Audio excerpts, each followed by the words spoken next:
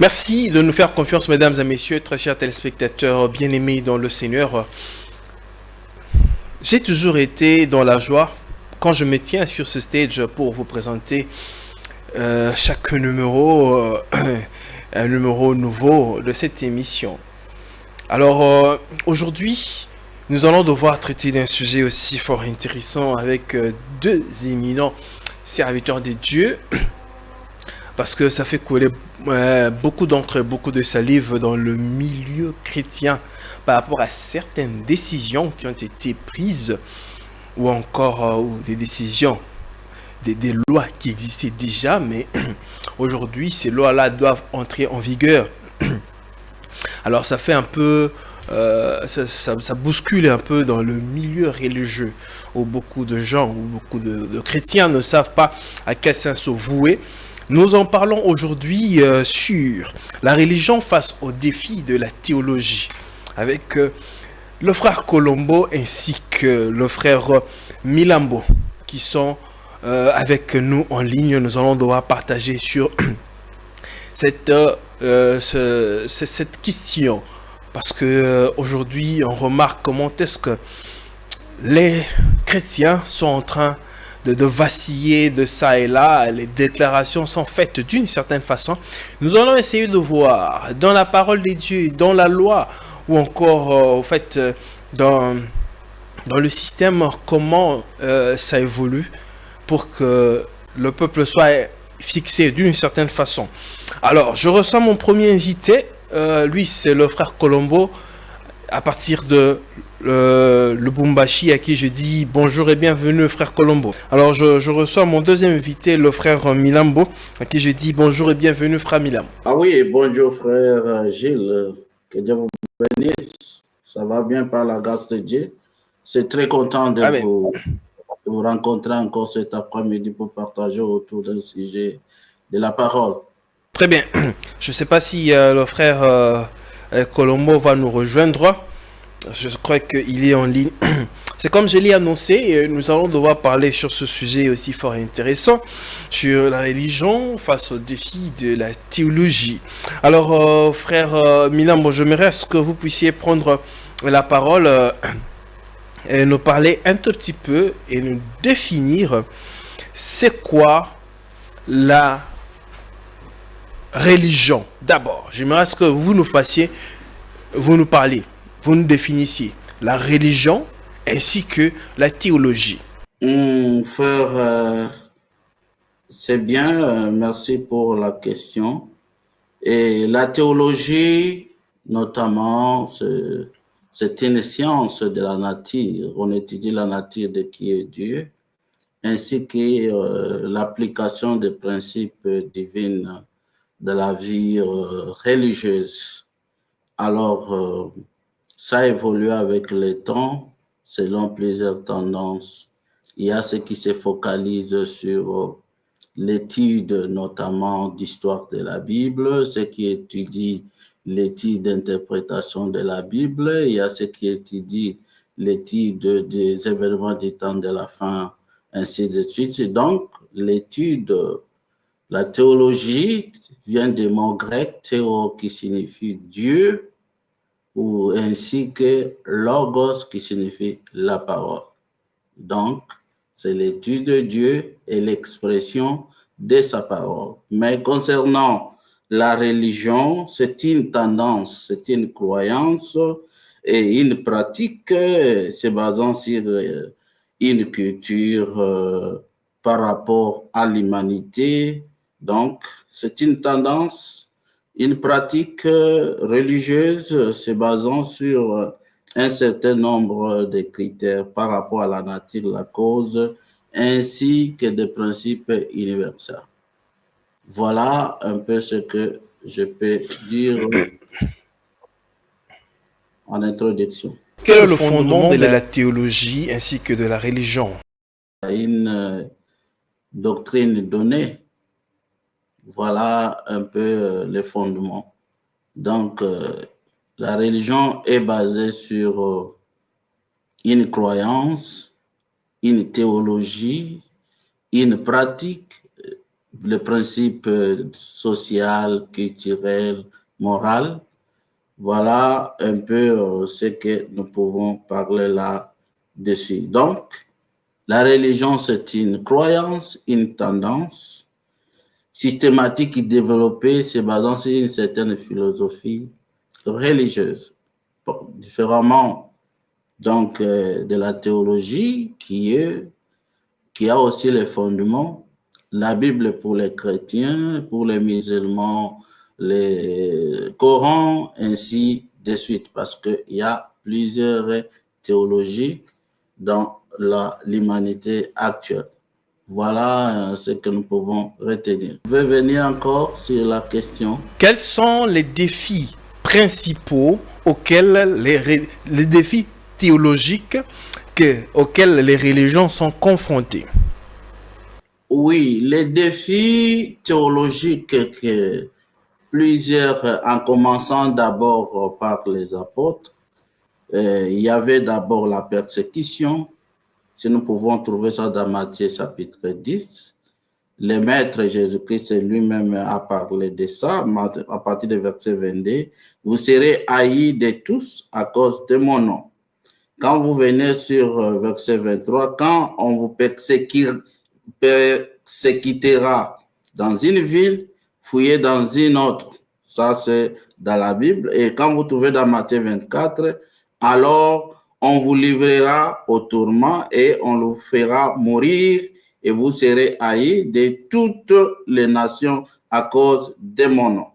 Et vous allez voir que ces défis, c'était notamment l'accomplissement, si vous pouvez lire aussi Matthieu 24, et il parle même de ces défis.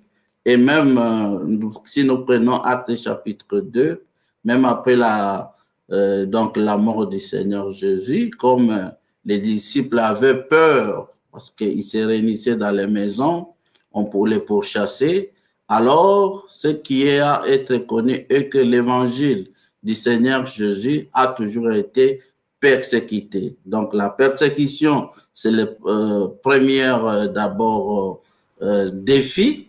Il y a aussi, par exemple, la sécurité. La sécurité constitue aussi un défi, comme la raison que nous pouvons trouver que Paul a été martyrisé, Pierre et tous les apôtres de Jésus étaient tués parce qu'ils s'opposaient à la loi, à la tradition des ancêtres, et des pharisiens et autres, ainsi que il y a eu aussi des défis, des idéologies, notamment des concepts aussi, les dialogues interreligieux, plusieurs tendances sont aussi l'élément qui et la justice sociale ainsi que les problèmes sur l'identité ainsi que la sexualité, par exemple. Aujourd'hui, par exemple, on parle d'homosexualité et vous avez la doctrine, votre doctrine qui ne soutient pas ça,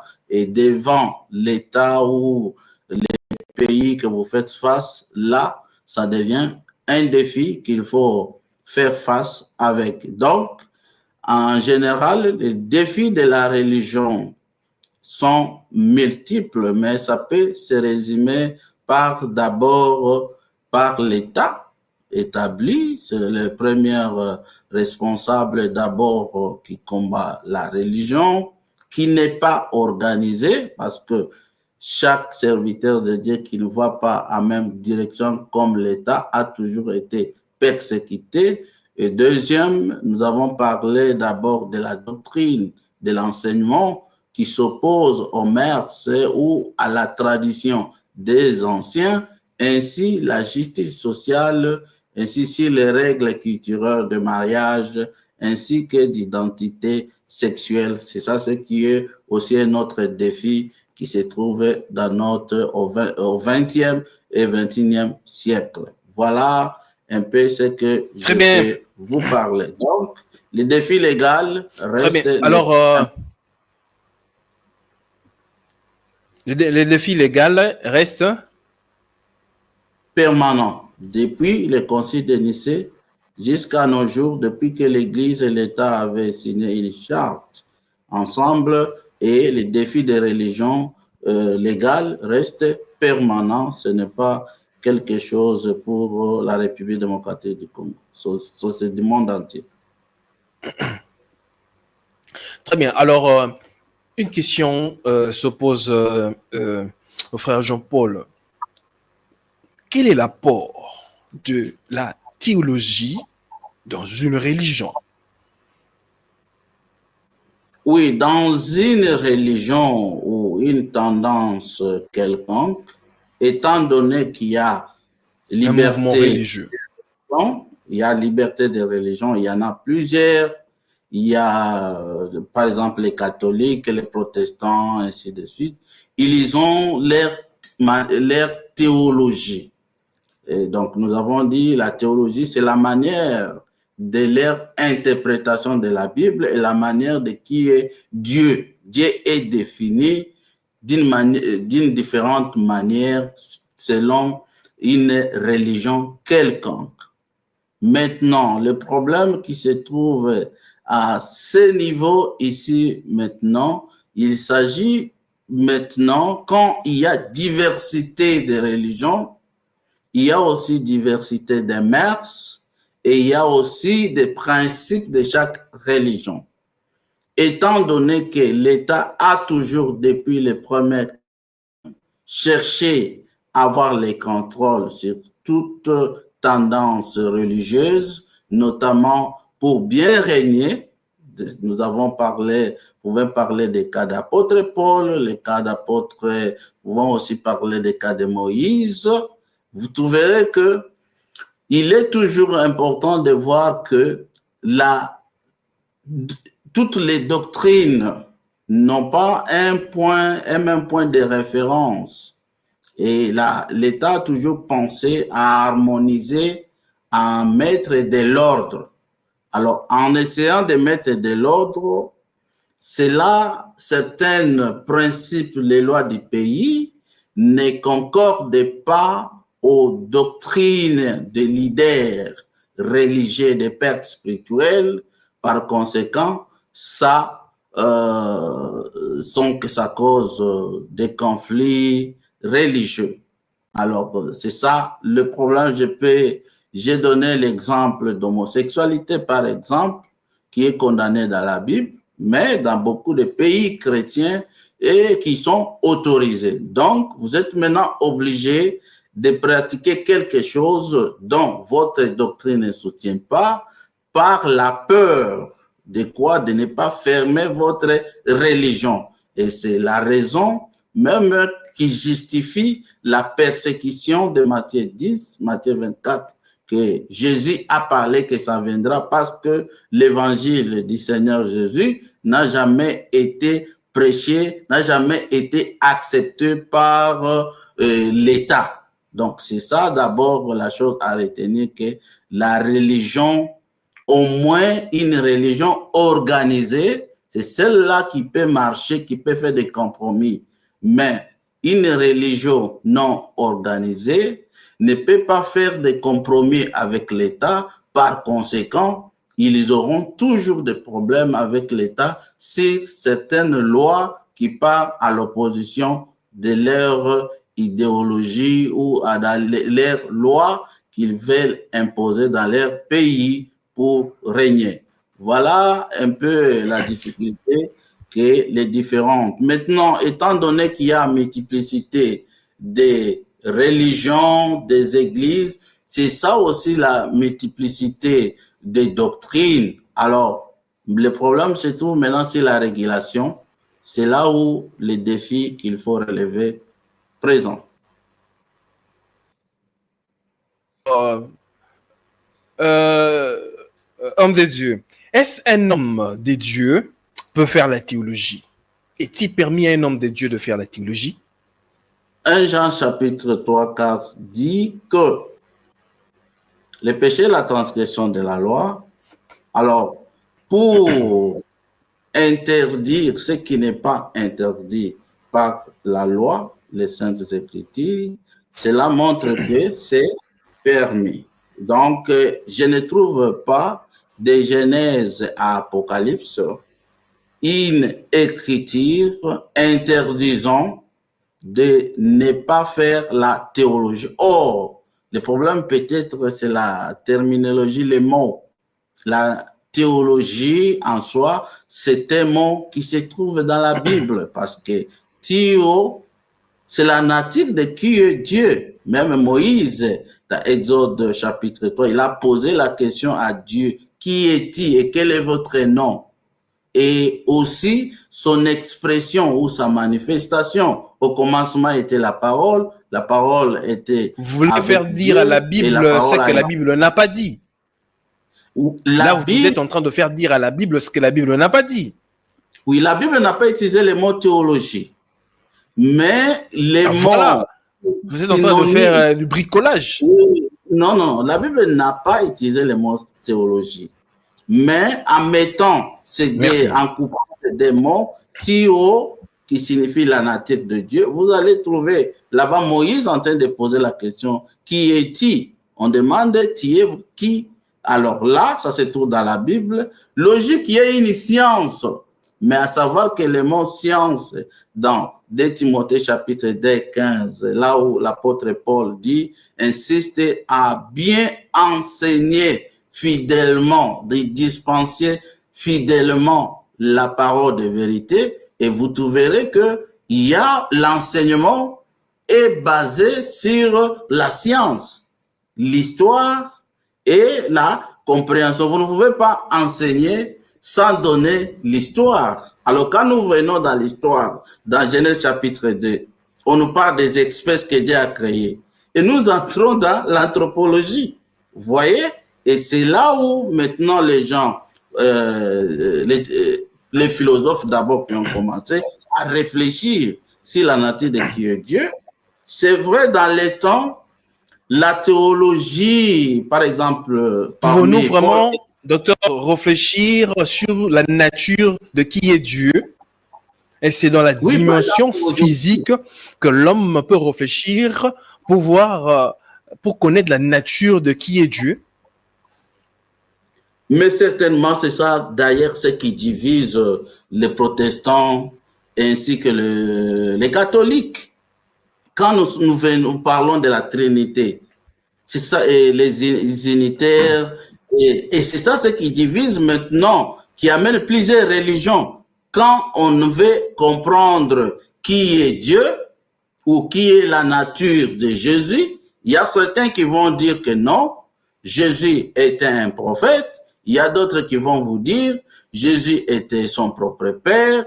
Des autres vont vous dire le Jésus était le Fils de Dieu. Et c'est ça d'ailleurs le problème qui se trouve dans la religion. Ça, c'est seulement pour les chrétiens qui utilisent les mêmes livres, donc qu'ils ont tiré l'enseignement ou qu'ils ont tiré, disons, leur expression théologique pour les développer plus tard, et les musulmans et les autres vont aussi utiliser leurs livres. Donc, voilà là où il y a le problème. Le problème, il y a qu'en interprétant les Saintes Écritures, on n'aboutit pas toujours à la même réponse de ce qui est Dieu, dont l'objet de la division des... Prenons pour les cas du christianisme ou d'autres religions dans plusieurs morceaux parce qu'on ne comprend pas la même chose aussi qui est d'abord Dieu. Et c'est ça, maintenant, plusieurs tendances. Très bien. Et plusieurs tendances, ce sont celles-là qui constituent maintenant les religions. Très bien. Alors, je vous reviens au frère Milambo. Je prends l'homme de Dieu Colombo qui nous revient là. Alors, homme de Dieu, vous partagez l'avis avec le frère Milambo par rapport à la théologie. La question est de savoir, est-ce un homme de Dieu peut-il faire la politique? Est-ce autorisé? Ou encore pour connaître Dieu, pour maîtriser les sciences, je crois, des dieux, il faut aller faire des études théologiques. Vous avez suivi l'intervention de frère Milambo. Alors la question était de savoir, est-ce que vous partagez l'avis avec lui et par rapport à la théologie, est-ce qu'un homme de Dieu peut faire la théologie, voulais-je dire? Oui, je ne vous ai pas bien écouté. Je ne sais pas si vous m'écoutez. Oui, très bien. OK. Si vous m'écoutez, je veux intervenir sur ce même sujet. Je suis d'un avis différent de celui de mon frère Jean-Paul. Mon avis est celui de la Bible. Dans la Bible, les serviteurs de Dieu ne sont pas serviteurs de Dieu de par une formation théologique. Cela ne se fait pas comme cela dans la Bible. Quand on parcourt toute la Bible, les serviteurs de Dieu ne viennent pas des écoles théologiques. Ces serviteurs de Dieu sont envoyés par Dieu et c'est Dieu qui leur donne des dons, tel qu'il est écrit dans Éphésiens au chapitre 4. Il a fait des uns apôtres, des autres prophètes, des autres évangélistes, pasteurs et docteurs. C'est Dieu qui leur donne cela. C'est Dieu qui met ses dons dans cet homme. Cela ne vient pas d'une étude théologique. Nous pouvons prendre beaucoup d'exemples. Commençons par Jésus lui-même, lui qui est le fondateur de notre religion, de notre foi. Le Christ lui-même, lorsqu'il est venu, il n'est pas allé dans une école théologique. Et pourtant, en son temps, il y avait plusieurs écoles théologiques. Il y avait des Sadducéens, il y avait des pharisiens, et même chez les pharisiens, il y avait plusieurs maîtres. Et chacun pouvait aller chez un maître quelconque. Mais Christ n'a pas suivi tout ce qu'il y avait en son temps. De sorte que quand il entrait dans une synagogue, comme il y avait la liberté de religion à l'époque, il y avait la liberté d'expression à l'époque, quand il entrait dans une synagogue et qu'on lui donnait la parole, il commençait à enseigner, les gens pouvaient s'étonner d'où lui vient cette sagesse, d'où lui vient cette intelligence, cette instruction. Cela ne lui venait pas des écoles qu'il y avait en ce temps-là. Je peux le prendre peut-être dans Matthieu au chapitre 13. Dans Matthieu au chapitre 13. Très bien. On dit au verset 54, s'étant rendu dans sa patrie, il enseignait dans la synagogue, de sorte que ceux qui l'entendirent étaient étonnés et disaient, d'où lui viennent cette sagesse et ces miracles? N'est-ce pas le fils du charpentier? N'est-ce pas Marie qui est sa mère? Jacques, Joseph, Simon et Jude, ne sont-ils pas ses frères? Et ses sœurs ne sont-elles pas toutes parmi nous? D'où lui viennent donc toutes ces choses? Les serviteurs de Dieu, cette connaissance de la parole de Dieu leur vient de Dieu lui-même, pas d'une école théologique. Dans Matthieu au chapitre 16, lorsque le Seigneur a posé la question, « Qui suis-je au dire des hommes ?» On lui a donné les réponses qui viennent de tous les hommes. Et puis, il leur pose la question, « Et vous, qui dites-vous que je suis ?» Pierre, qui est la plus grande organisation chrétienne d'aujourd'hui, l'Église catholique, considère comme leur premier pape. C'est Pierre-là répondit en disant, « Tu es le Christ, le Fils du Dieu vivant. » Et la réaction de Christ était, ce ne sont ni la chair, ni le sang qui t'ont révélé cela. En d'autres termes, tu ne l'as pas appris dans une école théologique, tu ne l'as pas appris d'un homme, mais c'est mon Père qui est dans les cieux qui t'a révélé cela. C'est que la révélation de la parole de Dieu vient du Saint-Esprit. Même quand vous écoutez d'autres qui ont des ministères, mais la révélation vient du Saint-Esprit. Et c'est comme ça que Dieu a commencé à travailler depuis le commencement de l'Église jusqu'en ces jours. Dans Actes chapitre 4, lorsqu'il s'est mis à enseigner au milieu du peuple, ils enseignaient dans le temple, on est allé les arrêter. Ils venaient d'opérer une guérison par le Saint-Esprit et ils se sont mis à enseigner au peuple qui les suivait. Là, c'était Pierre et Jean. Et lorsqu'on les a arrêtés, on les a amenés dans leur tribunal. Ils n'avaient pas l'autorisation d'enseigner d'après ce tribunal-là, qui est le tribunal humain. Et on a commencé à les juger.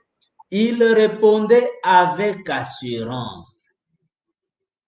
Et ceux qui les jugeaient se sont étonnés. Ils ont dit, mais ces gens, nous les reconnaissons comme étant les gens du peuple sans instruction. C'est-à-dire des gens qui n'ont pas suivi l'école théologique. Ce sont de telles personnes que Dieu utilisait et Dieu ne change jamais. Dieu va continuer à utiliser ce genre de personnes-là. Maintenant, le problème qu'il y a aujourd'hui, pour revenir aux lois qui nous régissent, le problème que nous avons aujourd'hui et que plusieurs sont en train de ressentir, sont en train de craindre, c'est tout simplement parce que nous avons pensé que Dieu nous avait envoyés pour que nous puissions fonder des organisations. Alors, c'est en cherchant à fonder des organisations que nous tombons aujourd'hui sous le coup de cette loi, parce qu'une organisation, pour qu'elle existe, il faut qu'elle soit reconnue par l'État et il faut que cette organisation-là obtienne une personnalité juridique. L'Église de Dieu n'a pas besoin d'obtenir une Très bien. Alors, Frère Colombo, juridique. sans pour autant vous interrompre. C'est lui qui a fondé cette église. Sans pour autant vous interrompre. Et sans pour autant vous interrompre. Sans pour autant vous interrompre, Frère Colombo. Et cette question-là, je voudrais que nous puissions l'aborder. Et maintenant là, alors, parce que vous êtes allé un peu trop vite. Mais nous entrons dans ce sujet-là, vraiment maintenant. Alors avant que je ne vous revienne, je voudrais revenir un peu au docteur, au frère Milambo. Vous avez suivi le frère Colombo. Avez-vous eu une réaction très vite pour que nous entrions vraiment dans le sujet du jour là, comme le frère Colombo vient de soulever déjà? Oui, certainement, j'ai quelque chose à relever. Je pense que le frère n'a pas suivi bien l'introduction. La question était de savoir, est-ce que c'est mauvais de faire la théologie? J'ai dit, je ne trouve aucune écriture où l'inscription. Je suis juif, né à Tars de Sicile, mais j'ai été élevé dans cette ville-ci et instruit au pied de Gamaliel dans la connaissance exacte de la loi de nos pères, étant plein de zèle pour Dieu, comme vous n'êtes tous ceux aujourd'hui. Je suis dans Acte 7, 22. Moïse fut instruit dans toute la sagesse des Égyptiens et il était puissant en parole et en œuvre. Et nous voyons ici, je n'ai pas dit qu'il faut nécessairement faire l'école biblique pour avoir les dons. Non, ça c'est me donner les paroles que je n'ai pas dit. Au contraire, les dons et les appels. Vous avez quand même approuvé que ce n'était pas mauvais de faire la théologie. Oui, pour moi, parce que la question était, est-ce que c'est mauvais de faire la théologie? Moi, je dis, je ne trouvais aucune écriture pour un homme de Dieu de le faire. Mais je n'ai pas dit que la théologie est obligatoire ou la théologie donne quelqu'un l'accès à l'enseignement ou à la prédication, et je n'ai pas dit que c'est la théologie qui donne la révélation de la parole à quelqu'un. Donc voilà ce que je voulais préciser avant de continuer. Aussi ce qui est vrai par rapport à ce que je disais est que l'église primitive, j'ai donné Actes chapitre 2, n'étaient pas des églises organisées, structurées comme des églises d'aujourd'hui. Ils priaient dans des maisons, ils priaient dans les milieux publics. C'est la raison pour laquelle ils étaient pourchassés. Ils étaient pourchassés parce qu'ils n'obéissaient pas aux lois du pays et ils n'obéissaient pas aux règles des organisations organisées. C'est la raison des martyrs de plusieurs apôtres du Seigneur Jésus-Christ, y compris lui-même maître. Mais il y avait une formation informelle autour d'un maître. Jésus a enseigné les pierres avant de les envoyer. Et plus tard, nous trouvons que avec l'évolution, au niveau, après même les Irénée et Polycarpe, c'est là où nous allons voir l'introduction maintenant des écoles bibliques pour écrire sur la doctrine, parce qu'il y a eu maintenant un problème. De quoi? Il y a eu d'abord conseil de Nicée commencé, parce qu'il y avait déjà des problèmes, des interprétations différentes par rapport à la nature de qui est Christ, et c'est là où maintenant, ça donnait d'abord les premières places de la théologie protestante et catholique. Après catholique, nous avons Luther, qui était avocat et docteur en théologie, qui était rempli du Saint-Esprit. Alors, nous n'allons pas dire que Luther n'avait pas le Saint-Esprit parce qu'il avait fait la théologie. Pour moi, faire la théologie, ce n'est pas une obligation, mais ça dépend des cas, mais ce n'est pas un ministère. Mais nous n'avons pas une évidence montrant que l'instruction sur la Bible ou sur la science naturelle serait un péché. Merci. Très bien. Alors, je reviens au frère Colombo. La question est de savoir, parce que nous entrons là, maintenant, là où le bas blesse aujourd'hui, où ça fait vaciller le milieu religieux, où beaucoup de pasteurs, ou bien beaucoup de chrétiens aujourd'hui sont en train de s'agiter d'une certaine façon par rapport à certaines décisions qui viennent d'être prises par le ministre de la Justice de pouvoir restreindre ou encore fermer certaines églises ou les responsables de ces églises qui n'ont pas de diplôme théologique. Parce que déjà, il avait commencé par dire de retirer le F92 des églises et que chaque église devrait avoir des documents conformes au niveau du ministère de la justice. Aujourd'hui, il revient maintenant par rapport à une preuve, voilà, que cette église ou bien le pasteur de l'église a un niveau d'enseignement ou encore est passé par un cursus théologique, un diplôme. Alors, quelle est votre appréhension, frère Colombo, par rapport à la décision du ministre? Faudrait-il restreindre les lieux religieux comme le veut le ministre aussi par cette loi, que chaque homme de Dieu ait un diplôme de théologie? Quelle est votre réaction? Oui, merci beaucoup. Je voulais quand même dire une chose sur ce que venait de dire mon frère Très Jean-Paul. bien. Il n'y a pas de Je problème. vais Vous lui pourrez rappeler, rebondir.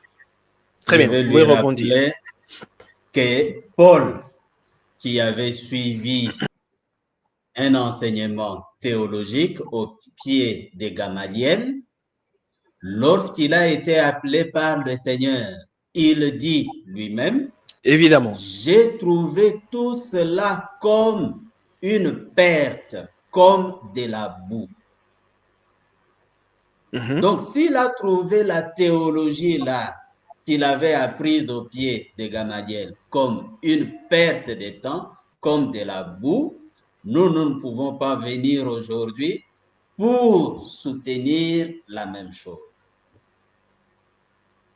Moïse, il a dû partir et passer 40 ans jusqu'à ce que Dieu vienne et lui donne pour son ministère. Il n'a pas utilisé ce qui lui avait été enseigné selon la sagesse des Égyptiens. Il est allé prendre ce que Dieu lui a donné et c'est ça qu'il a apporté au peuple. S'agissant de la loi et de ce qui se passe aujourd'hui, le pouvoir public ne peut que faire ce qu'il fait, mais celui qui est envoyé par Dieu, il tire l'autorisation d'exercer de Dieu lui-même. C'est Dieu qui lui donne son ministère. Et Dieu qui lui a donné son ministère, il va faire exécuter ce ministère à travers cette personne. Ce que le pouvoir organise, ce que la loi organise, ce sont les organisations, ce sont les églises. Mais ses serviteurs, c'est pour que ses serviteurs enseignent à ses enfants. Ces enfants n'ont pas besoin d'appartenir aux organisations. Ils n'ont pas besoin d'appartenir aux organisations. Ils n'ont pas besoin d'appartenir à ces associations pour être des dieux. Pour être des dieux, vous n'avez pas besoin de tout ça. Vous n'avez besoin que d'écouter ce que Dieu a établi. Christ, par exemple, il allait de lieu en lieu. Il enseignait. Une fois, on est venu lui poser la question, par quel pouvoir fais-tu ce que tu es en train de faire? Et lui, pour leur répondre, il leur a demandé, par quel pouvoir Jean-Baptiste a fait ce qu'il a fait? Et il ne savait pas lui répondre, parce que Jean-Baptiste, il était reconnu comme étant le prophète de Dieu. Alors ils lui ont dit, nous ne savons pas. Alors, Et lui aussi, il leur a répondu en disant, comme vous dites, oui, comme vous dites que, en quelque sorte, si je veux vous paraphraser, c'est que le pouvoir ou bien l'autorité doit venir de Dieu. Qu'en est-il par rapport à cette décision pour les églises qui œuvrent où les pasteurs n'ont pas de diplôme d'une certaine façon théologique? Faudrait-il pour ces églises de fermer, de rester comme ça, ou bien d'aller faire une formation théologique pour devoir continuer? À l'instar, je prends le pasteur Grace Mutombo, je crois de l'église Life Tabernacle, qui est allé faire une formation théologique en Afrique du Sud et est venu avec son diplôme et est fier d'avoir fait cette formation-là. Il dit, je crains, je ne voudrais pas que mon église soit fermée. C'est pourquoi je suis allé faire une formation. Oui, comme j'étais en train de le dire, vous ne trouverez nulle part Pierre aller faire une certaine formation théologique pour éviter que l'on ne puisse les empêcher de prêcher. Pierre ne l'a jamais fait. Ok. Tous les autres apôtres ne l'ont jamais fait. Quand vous avez un ministère, vous allez l'exécuter. S'il arrive qu'on vous arrête, vous allez brandir la liberté que nous avons. Même la Constitution reconnaît cette liberté-là d'expression, la liberté des religions. Vous allez montrer dans votre Bible que les fondateurs, ceux qui étaient à l'origine de votre religion, n'ont jamais fait une formation théologique quelconque. Et il appartiendra aux autorités de vous reconnaître votre liberté de religion ou bien de ne pas vous la reconnaître. Mais vous allez faire ce que Dieu vous a demandé de faire, comme Christ l'a fait, comme Pierre l'a fait, comme tous les autres apôtres l'ont fait. Quand vous lisez la Constitution est claire à ce sujet et j'en suis fier. Elle dit clairement que tout homme a la liberté. Je peux la lire, c'est l'article 22. Toute personne a droit à la liberté de pensée. Très bien. De conscience et de religion.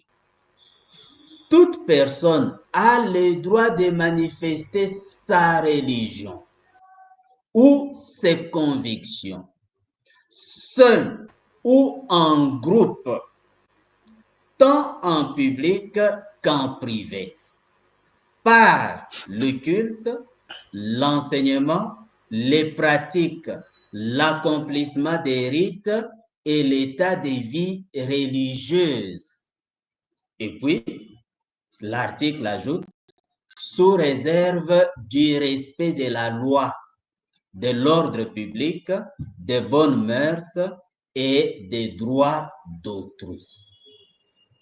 Voilà ce que dit la Constitution. Et quand vous allez dans la loi réaffirme ces droits de la Constitution et puis la loi fixe les règles à remplir par les associations.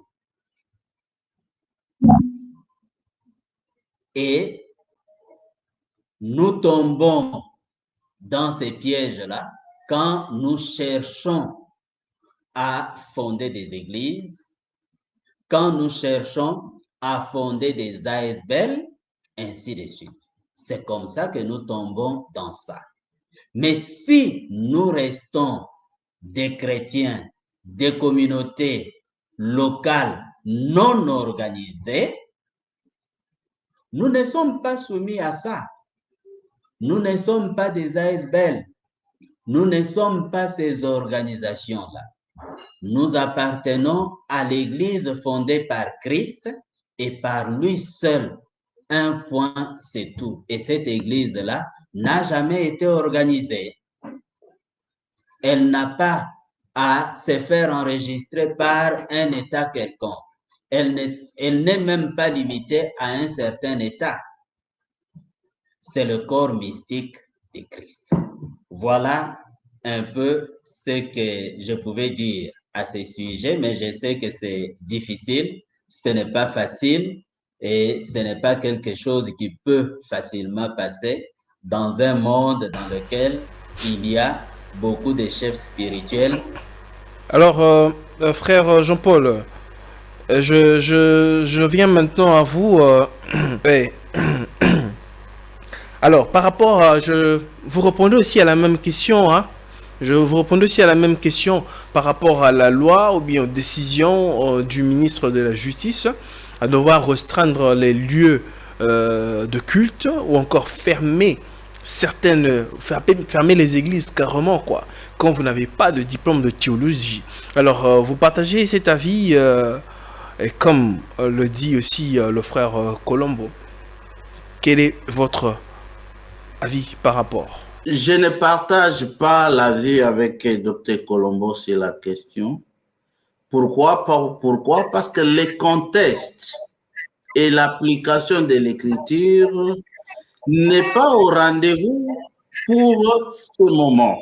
La question de Frère Colombo devait se poser, nous sommes en train de faire face à quel type des églises? Or, nous sommes dans des églises qui sont organisées, qui sont des asbels. Lui est en train de se référer à des églises non organisées, des églises non dénominationnelles. Mais ici, nous avons déjà acheté des terrains par l'État. Nous payons les taxes de l'État pour l'eau, pour rassembler les gens. Et là, ce que le frère Colombo parle n'est pas applicable dans des religions, dans des églises organisées. Ici, pour avoir l'autorisation de bâtir cette église-là, nous avons déjà des personnalités juridiques et nous avons les ASMTF. Or, les ASMTF font partie de la loi. Si nous ne soumettons pas à la loi, alors l'article que vous avez lu là va nous arrêter, nous qui sommes déjà dans des églises. Ici, moi je pense à Luc 20, 25. Et ça, c'est ce qui doit être applicable pour les cas des églises présentes qui sont en train de faire face à ça. Alors, il leur dit, rendez donc à César ce qui est à César, à Dieu ce qui est à Dieu. Les églises primitives pouvaient prier dans la maison, pouvaient accepter d'être persécutés. Mais aujourd'hui, nous avons déjà une hiérarchie. Et nous avons les archibishops, nous avons les doyens des anciens, des évêques, nous avons des révérends pasteurs, nous avons ce qui est différent de l'ordre apostolique, cher frère Colombo. Ici, nous sommes devant des églises qui sont déjà organisées selon les lois du pays. Alors, c'est cette loi du pays-là que nous avons acceptée. Vous ne pouvez pas dire que donnez-moi l'autorisation de commencer une église, vous venez à l'État, l'État vous donne l'autorisation. Maintenant, quand l'État vous impose, maintenant que non, voici ce que vous devez maintenant faire et dire non, maintenant, nous sommes rentrés à l'église primitive, mais en réalité, vous ne répondez même pas aux critères des églises primitives qui n'étaient pas organisées. Ici, nous sommes en train de parler dans une religion qui est évoluée, qui est arrivée après les conciles de Nicée. Les églises ont signé déjà un accord. Donc ça veut dire que c'est cet accord-là depuis 325 qui régit tout ça. Ça veut dire, docteur Frère Jean-Paul. Oui. Frère Jean-Paul, donc ça veut dire quand vous parlez des églises organisées, donc cette loi-là ne s'applique pas aux églises catholiques, moins encore aux églises protestantes, parce que ces églises-là sont organisées d'une certaine façon. Les églises catholiques, ils ont l'autorité morale, ils ont une hiérarchie. Les églises pentecôtistes, qui étaient avant non organisées, ils sont aussi devenus organisées. Les églises protestantes sont devenues organisées aussi. Même les églises de messages sont aussi organisées aujourd'hui parce qu'ils ont aussi des personnalités juridiques. Ils ont des tabernacles, ils payent des taxes, nous avons des associations. Maintenant, comment vous allez dire à une association dont l'État a créé de ne pas se soumettre à ce que l'État l'impose? Par conséquent, nous devons accepter à ce que l'État nous demande. Je pense qu'à ce moment-là, soit il faut se retirer de l'association ou la fermer. Alors, on ne peut pas accepter une chose et son contraire. Même l'écriture dit, comme nous avons déjà accepté, nous sommes l'église corps mystique que le frère Colombo est en train de se référer, c'est l'église qui est universelle.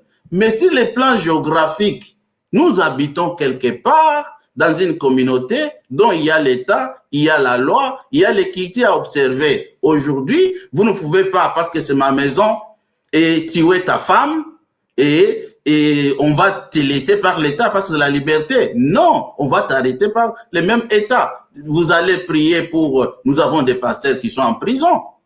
Alors, pourquoi maintenant nous voulons appliquer la loi des églises primitives qui n'étaient pas structurées, organisées, à des églises actuelles qui sont déjà organisées? Frère Colombo, ça ne marchera pas. Donc, soit, il y a des possibilités, soit on doit se soumettre, faire construire des formations, avoir des certificats, soit fermer l'église. C'est un choix aussi. Parce que faire la théologie... Alors, frère, vous allez chuter par cette question. Ok. Alors, vous allez chuter par cette question, frère Milamo. Si vous dites que les églises, même du message, sont organisées, pourquoi les frères du message sont en train de crier au scandale ou encore à la persécution d'une certaine façon, qui pousse même certains frères à aller acheter des diplômes? Nous voyons sur la toile dans les églises pentecôtistes des diplômes bien organisés, organisés là. Et ça jette un peu de l'opprobre sur en fait votre organisation d'une certaine façon. Si l'église était déjà bien organisée, avait une personnalité juridique, pourquoi on chercherait à aller se camoufler par acheter des diplômes d'une certaine façon? Et que les gens devraient être si agités. Le problème est le suivant. Quand Frère Branham a commencé avec les pentecôtistes, c'était exactement les mouvements qui n'étaient pas organisés. C'était totalement interdénominationnel. Mais l'État est venu. Branham dit, Branham Tabernacle, nous sommes une organisation enregistrée par l'État.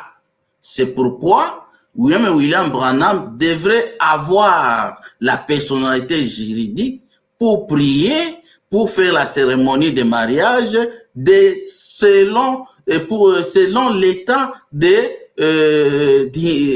Indiana, là où il faisait partie. Donc, ça aussi, c'est un exemple à suivre, par exemple.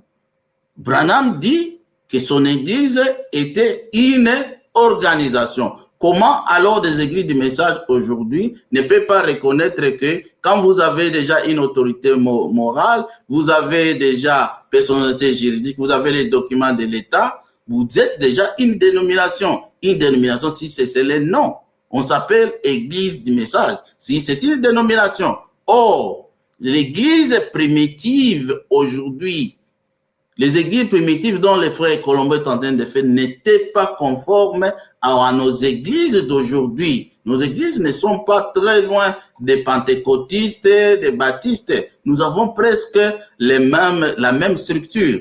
Nous avons les pasteurs, nous avons les ministres, nous avons l'ordre qui est établi là-bas et nous avons les documents qui nous permettent de construire les bâtiments. Or, Jésus n'avait pas construit l'église bâtiment.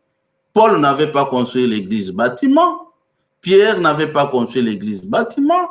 Et quand nous parlons de l'église d'Éphèse, l'église de Corinthe, c'est l'ensemble des croyants qui se réunissaient par-ci par-là dans la ville. Ce n'était pas un bâtiment. Aussi longtemps que vous avez construit un bâtiment, là, vous devez vous soumettre à la loi de ce pays-là. Voilà un peu. Et donc, nous sommes en train de subir la conséquence de ce que nous avons accepté. Les églises du message, comme les pentecôtistes, sont des organisations aussi à même titre que d'autres.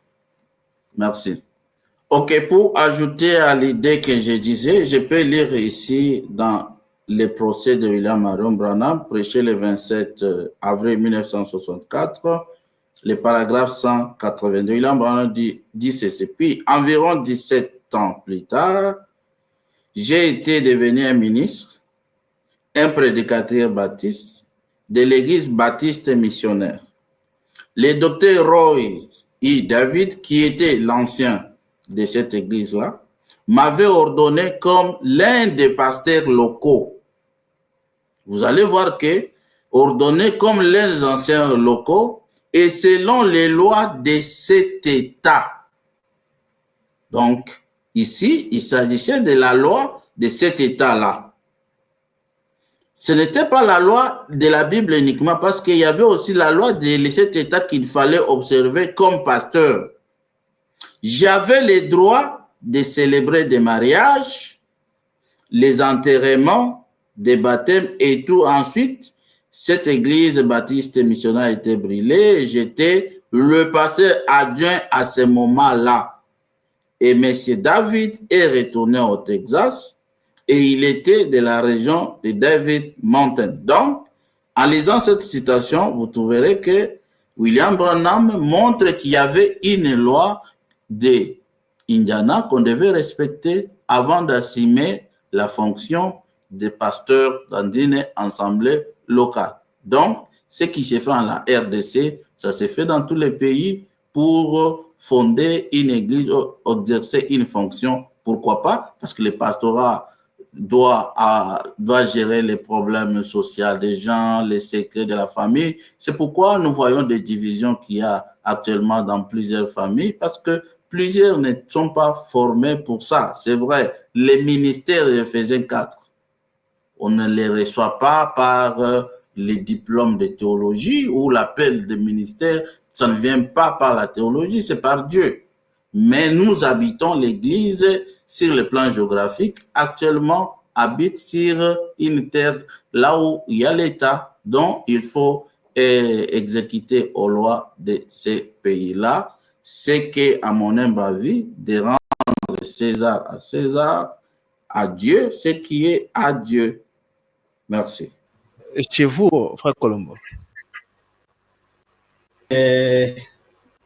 Frère Jean-Paul qui parlait, je crois qu'il a déjà fini. Je peux réagir. Il montrait la différence entre ce que je disais et ce qu'il était en train de dire. Pour lui, l'Église primitive qui n'était pas organisée, nous ne sommes pas aujourd'hui dans cette situation de non organisée.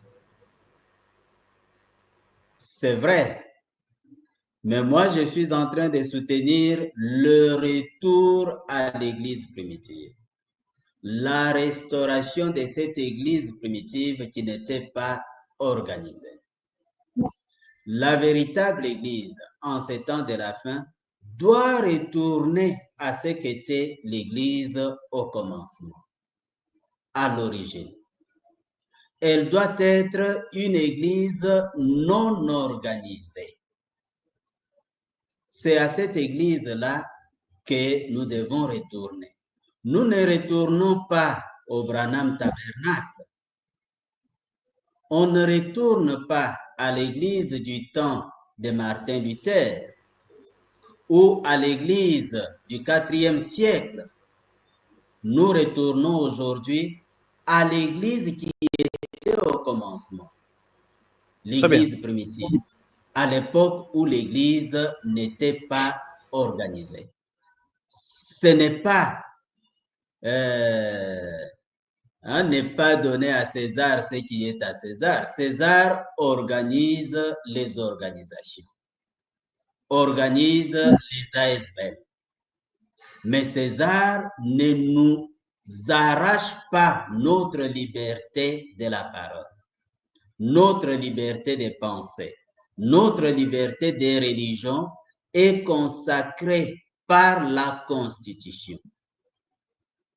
Même si cette liberté n'était pas consacrée par la Constitution, les serviteurs de Dieu respecteraient Dieu plus que les hommes. Comme Pierre pouvait poser la question à ce tribunal qui était réuni pour les juger, jugez-en vous-même. Faut-il qu'on obéisse à Dieu ou qu'on obéisse à vous les hommes qui nous interdisez de prêcher, d'enseigner au nom de Jésus?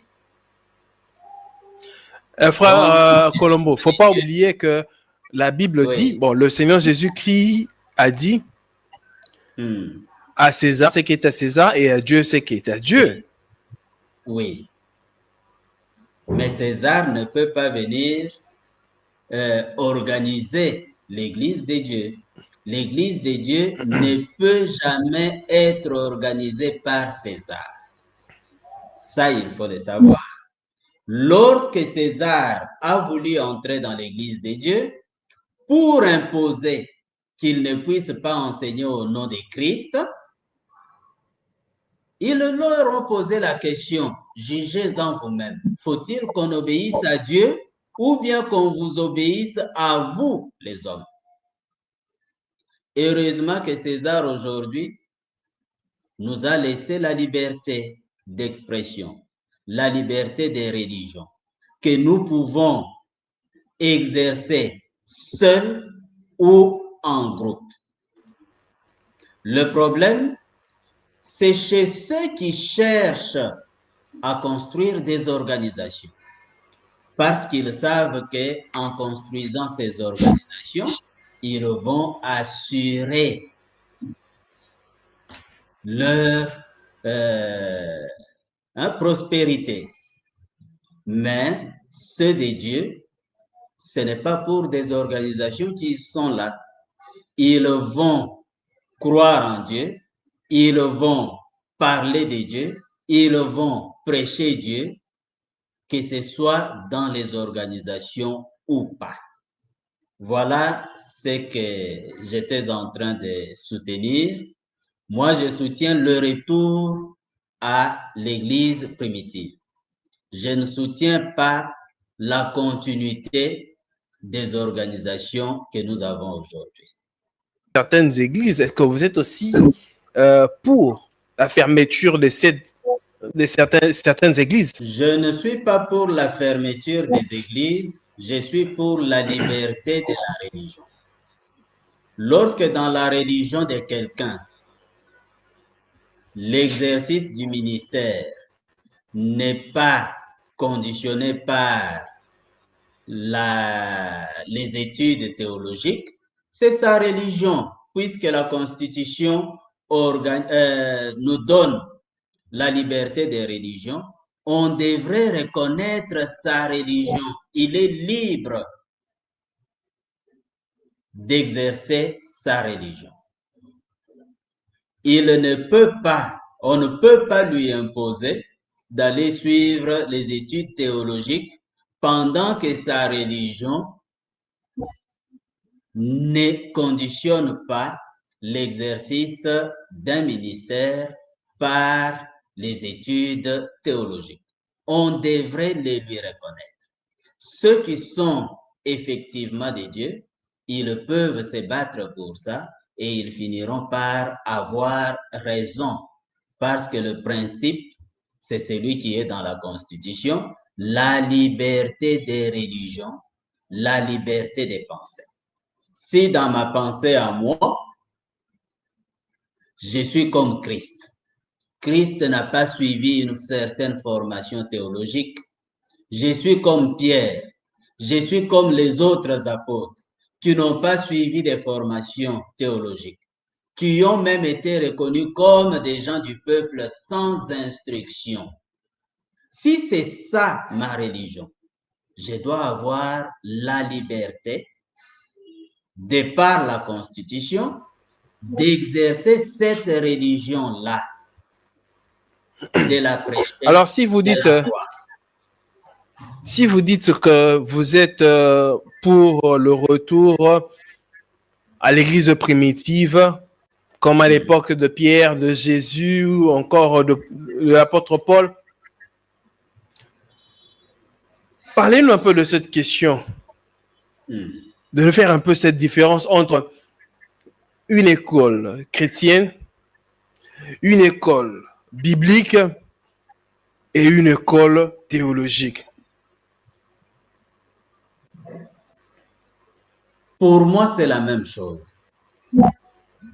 C'est la même chose. Oui, c'est pratiquement la même chose. Parce que vous avez la théologie protestante, par exemple. Ils n'étaient pas d'accord avec la doctrine catholique. Et quand ils ont commencé la réforme, ils ont établi leur doctrine et puis ils ont formé des écoles chargées d'enseigner cette doctrine-là. Et il en est de même avec toutes les autres organisations. Ils fondent des écoles chargées d'enseigner ce que eux croient comme étant la véritable doctrine. Maintenant, lorsque Dieu veut utiliser quelqu'un, il n'ira certainement pas dans ces écoles qui existent. Ou bien quand il prend quelqu'un qui se trouve dans ces écoles qui existent, Dieu va les dépouiller de ce qu'il avait appris avant, comme nous l'avons vu avec Paul. Et il va lui donner sa révélation à lui. Et c'est cette révélation que cette personne va apporter. Il ne va pas se soucier de ce que les autres enseignent déjà dans leurs écoles. Jean-Baptiste n'est pas allé dans une école, Jésus n'est pas allé dans une école, les 12 apôtres ne sont pas allés dans une école. Paul, qui était dans une école, il a été dépouillé de tout cela et il a regardé cela comme si c'était de la boue. C'était une perte de temps pour lui. Et il a pris ce que Si vous dites ainsi que vous êtes contre tout ça, vous êtes aussi contre le pasteur Lefoko qui dit être en démarche d'ouvrir une école théologique, mais du message. Non, mais pour enseigner les frères, les pasteurs, tout ça. Non, moi je ne suis pas contre des hommes, je suis contre un système. Contre un système. Si le pasteur Lifoko le fait, il ne sera pas le premier et il ne sera pas le dernier parce que ceux que je viens de citer ici, ils ont agi de la même manière. Il aura agi tout simplement comme tous les autres. Okay. Voilà un peu ce que je voulais que les gens puissent écouter, qu'ils puissent entendre. Aujourd'hui, le message que nous avons reçu, c'est un message qui a pour objectif de nous retourner à la foi des pères apostoliques. C'est nous retourner là-bas, à ce qu'était Pierre, à ce qu'était l'Église le jour de la Pentecôte. C'est à ça que nous sommes censés retourner. Ce n'est pas en nous transformant dans la même chose qui se trouvait ou qui se trouve déjà aujourd'hui chez les pentecôtistes, les protestants, les catholiques, et ainsi de suite. Ce n'est pas ça. Pour les pasteurs qui vont chercher les diplômes de théologie d'une certaine façon, ils sont dans l'erreur, selon vous? Ils sont dans l'erreur. Ils prouvent tout simplement qu'ils n'ont pas la véritable chose, le véritable ministère qu'avait ce que je suis en train de citer. Et ils ne sont pas allés chercher l'accréditation par les Sadducéens, les pharisiens et les autres.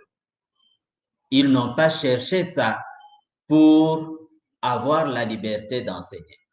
Quand vous avez un ministère, et si ce ministère vous est donné par Dieu, vous allez l'exercer et Dieu va vous assister pour que vous puissiez l'exercer.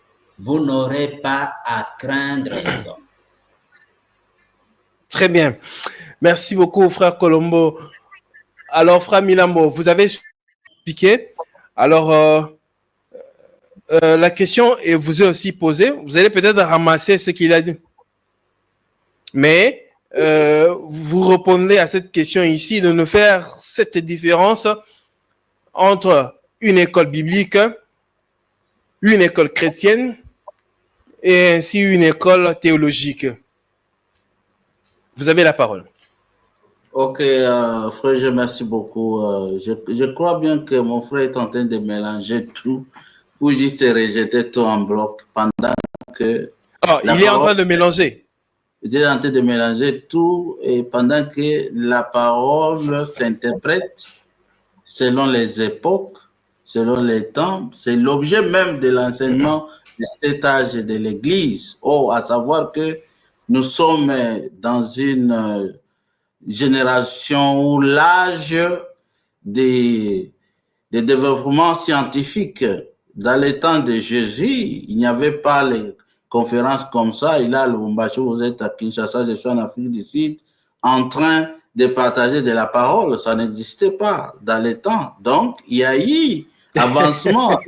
Et il porte des montres dans les temps de Jésus. Il fallait prendre, donc marcher avec des chevaux. Et aujourd'hui, il peut voler dans des heures ici. Vous êtes à Lubumbashi, à Kinshasa. Vous voyez que là, on doit reconnaître qu'il y a aussi la promesse d'évolution dans les domaines scientifiques et ainsi de suite. C'est très important et ce qui fait aussi partie d'accomplissement de certaines prophéties de la Bible.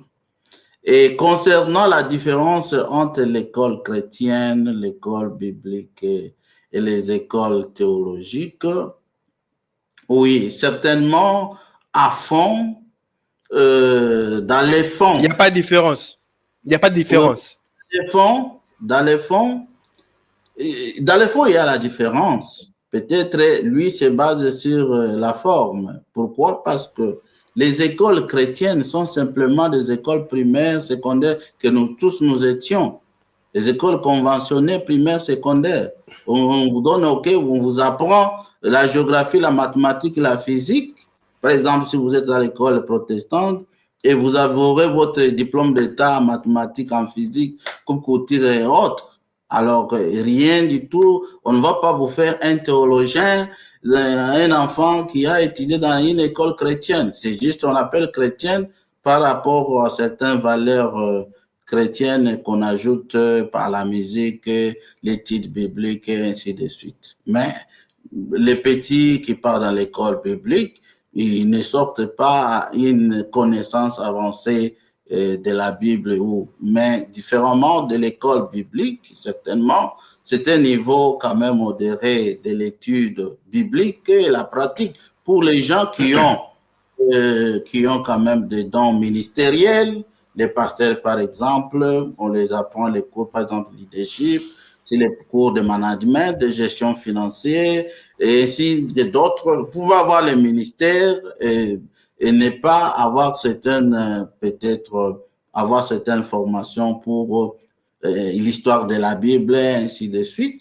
C'est quand même un niveau modéré de l'étude biblique, tandis que l'étude théologique, c'est là où on forme des savants, des philosophes, des gens, les doctrinaires par rapport à l'université. Plusieurs années de thèses, de doctorat pour devenir des chercheurs, des professeurs. Donc, vous voyez que les objectifs ne sont pas les mêmes, les niveaux ne sont pas aussi les mêmes, mais c'est par rapport à l'évolution du christianisme. Donc, c'est vrai, les points centraux de tout ça, c'est quoi? C'est de connaître Dieu. C'est ça, les points centraux de l'école biblique, de l'école chrétienne, ainsi la théologie. Mais à savoir aussi dans la théologie, on ajoute aussi les points par rapport à l'anthropologie, la philosophie et la culture.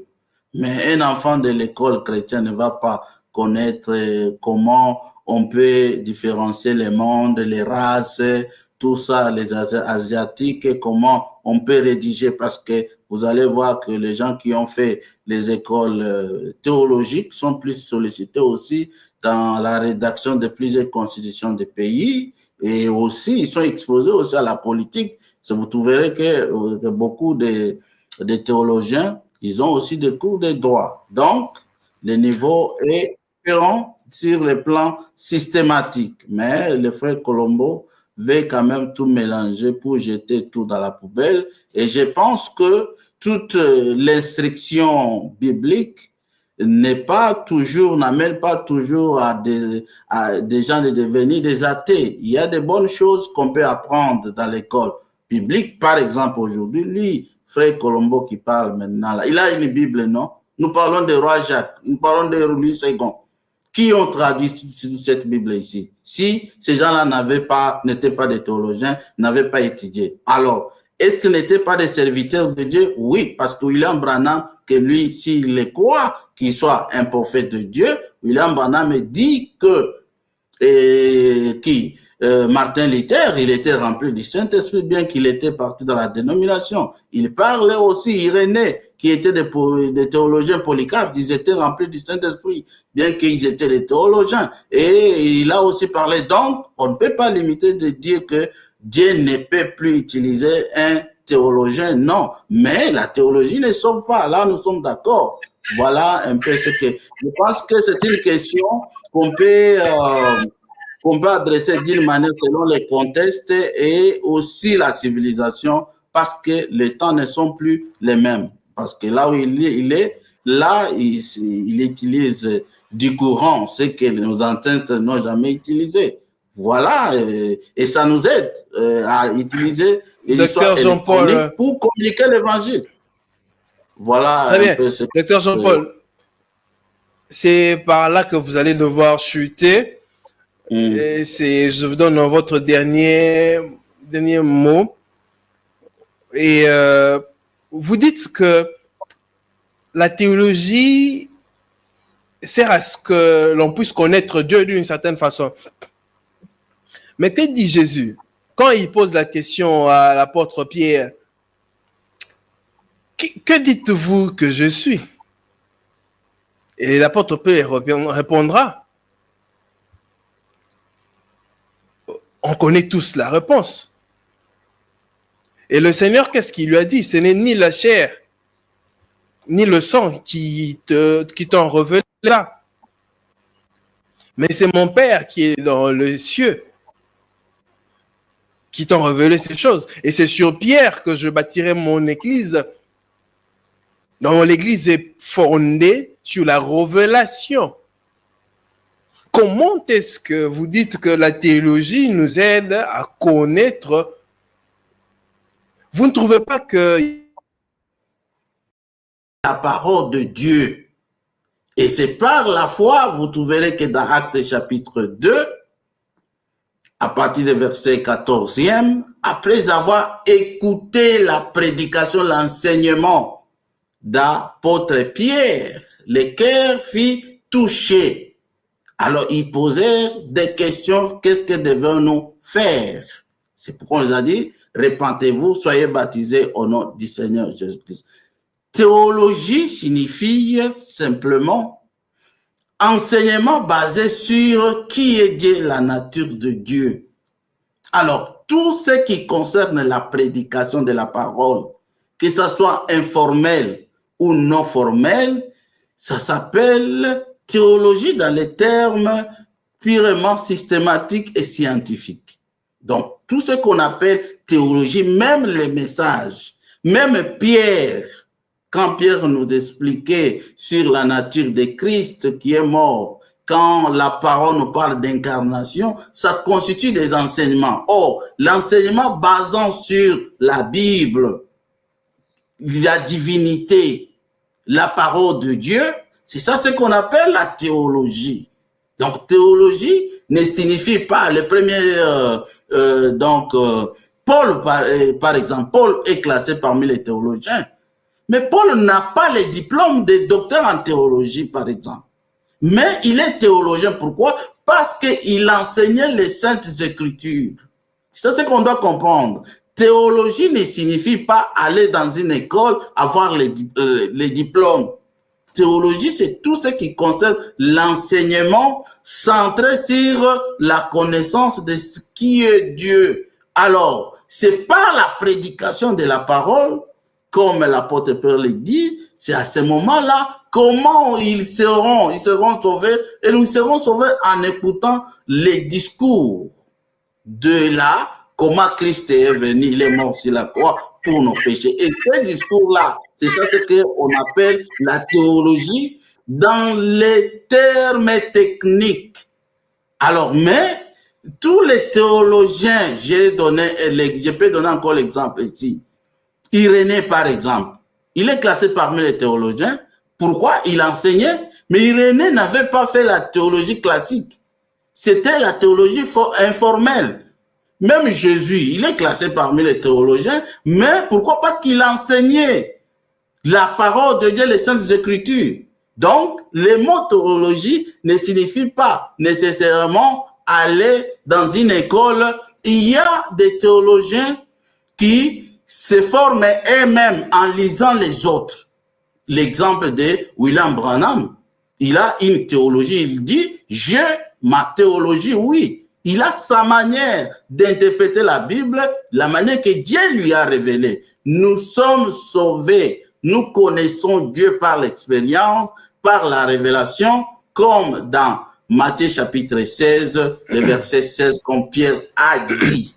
Mais pour connaître Dieu, très bien, on a besoin d'enseignement, et cet enseignement, c'est ça ce qu'on appelle théologie dans les termes bibliques.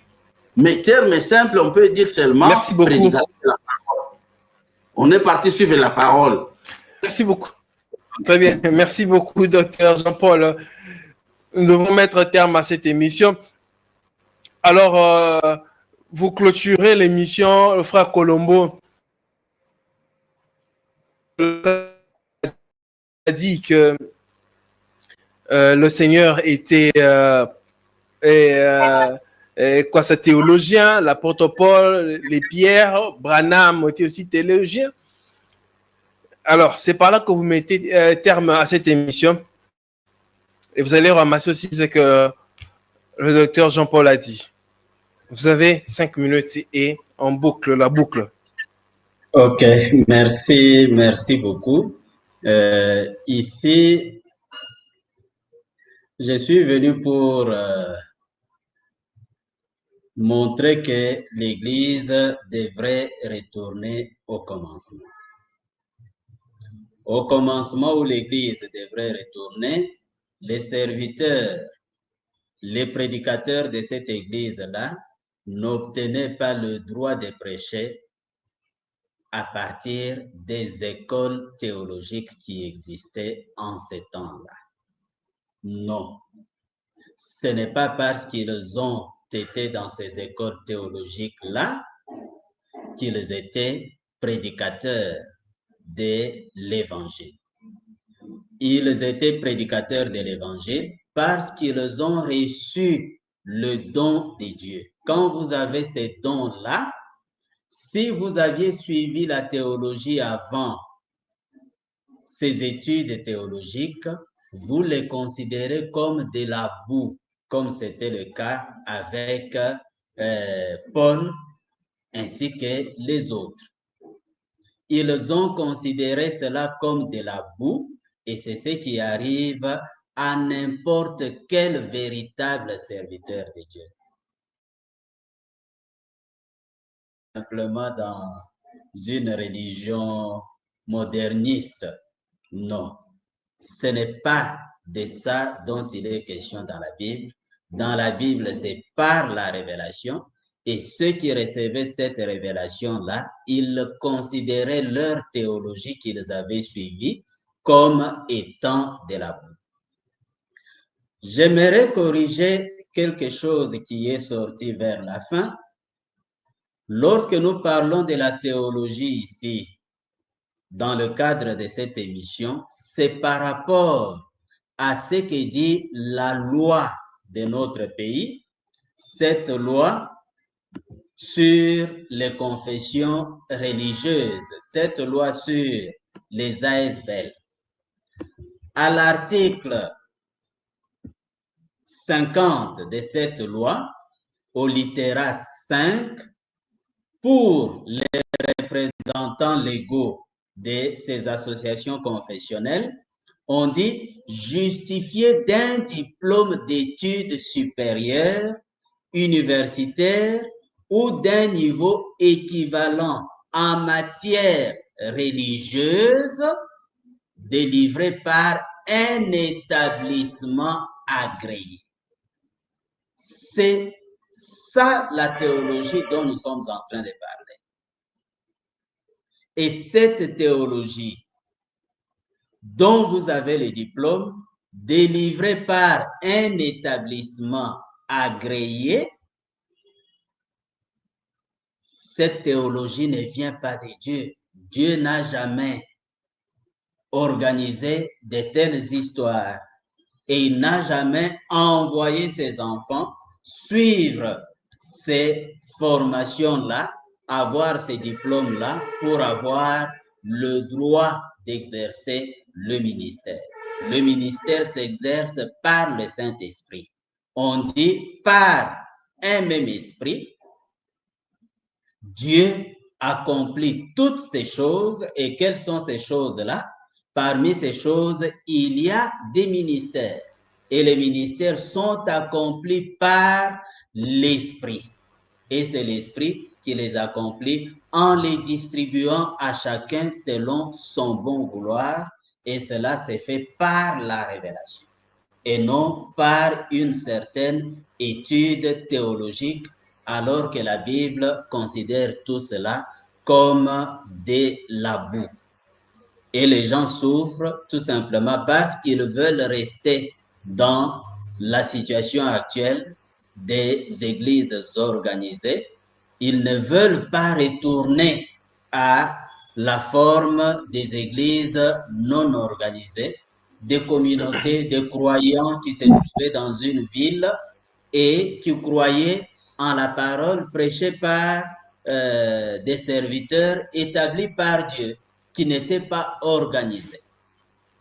C'est ça la situation primitive et c'est à ça que nous devons retourner. Retourner. Très bien.